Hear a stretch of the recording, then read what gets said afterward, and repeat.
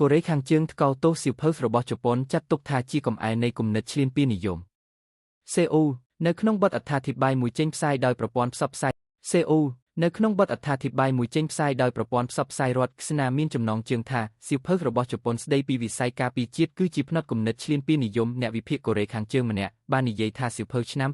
2026របស់ជប៉ុនបានចោទប្រកាន់ដោយគ្មានមូលដ្ឋានថាកូរ៉េខាងជើងជាបញ្ហាប្រឈមខាងយុទ្ធសាស្ត្រដ៏ធំដើម្បីប្រើវាជាលេសក្នុងការពង្រឹងសមត្ថភាពយោធាតែប៉ុណ្ណោះនេះបើតាមការចេញផ្សាយដោយទីភ្នាក់ងារសារព័ត៌មាន Reuters នៅថ្ងៃអង្គារទី11ខែសីហាឆ្នាំ2026ទីក្រុងព្យុងយ៉ាងបានបង្កើនការរិះគន់ប្រឆាំងនឹងគោលនយោបាយការពារជាតិរបស់ទីក្រុងតូក្យូជាមួយការចេញសេចក្តីថ្លែងការណ៍យ៉ាងហោច7លើកចាប់តាំងពីខែកក្កដា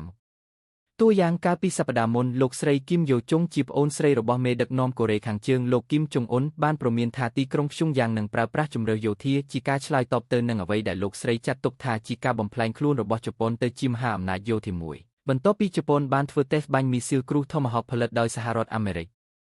ក្រោយការព្រមាននេះបានមួយថ្ងៃកូរ៉េខាងជើងបានធ្វើតេស្តបាញ់មីស៊ីលបាឡីស្ទីករយៈចម្ងាយខ្លីចំនួន2គ្រាប់ឆ្ពោះទៅកាន់សមុទ្រស្ថិតនៅចន្លោះរវាងកូរ៉េខាងជើងនិងជប៉ុនដោយក្រុមអ្នកវិភាគចាត់ទុកការធ្វើតេស្តនេះជាសារព្រមានផ្ញើទៅកាន់ទីក្រុងតូក្យូ